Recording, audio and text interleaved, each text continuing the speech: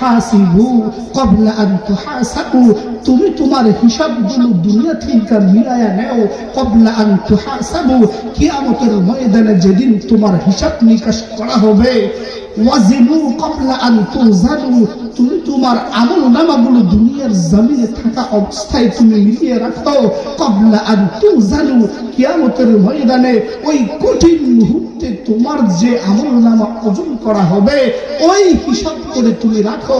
আর তুমি হিসাব করে রাখো কিয়ামতের ময়দানে যে আমলগুলা করবা ওই আমলের বিনিময়ে তুমি জান্নাতের পথ ধরতে পারবা নাকি তুমি জাহান্নামে চলে যাইবা। ও উম্মত, সুন্দর করে শুনে রাখো, সুন্দর করে শুনে রাখো। হাসিবু ক্বাবলা আন তুহাসাবু ওয়াজিনু ক্বাবলা আন তুজানু, তুমি তোমার আমলনামা দুনিয়া থেকে ওজন করে নাও যে তুমি জান্নাতি হইবা নাকি জাহান্নামী হইবা। কিয়ামতের ময়দানে সর্বপ্রথম বান্দার নামাজের ব্যাপারে হিসাব নেওয়া হবে।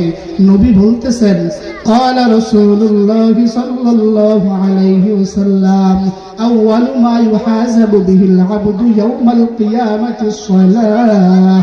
কিয়ামতের ময়দানে বান্দার নামাজের হিসাব নেওয়া হবে। যখন বান্দার নামাজের ব্যাপারে সে হিসাব দিতে যথেষ্ট হয়ে যাবে আর কোনো কিছু জিজ্ঞাসা করা হবে না। ও আমার উম্মত, তুমি ফারিকুম ফিল জান্নাহ, জান্নাতের দিকে তুমি চলে যাও। যখন নামাজের ব্যাপারে হিসাব নেওয়ার পরে তুমি নামাজের হিসাবটা দিতে আল্লাহর কাছে না পারো, তাহলে আল্লাহ রাব্বুল আলামিন বলবেন, ইন্নাল্লাহা লা ইয়াযলিমু নাস শাইআ, আমি আল্লাহ রাব্বুল আলামিন বান্দার উপরে জুলুম করি না। ও বান্দা, তুমি তোমার হিসাব, তুমি তোমার আমলনামা ওজন করে তুমি চিন্তা করো তুমি জান্নাতের দিকে যেতে পারবা নাকি তুমি জাহান্নামে যাইবা।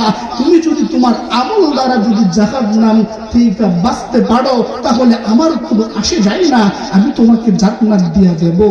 আর যদি তুমি যে আমল দুনিয়াতে করেছো ওই আমলের বিনিময়ে তুমি যদি জান্নাতে না যেতে চাও তাহলে ফারিকুম ফিস সাঈদ, তুমি জাহান্নামের পথ ধরো। আমি আল্লাহ রাব্বুল আলামিন তোমার উপর জুলুম করব না।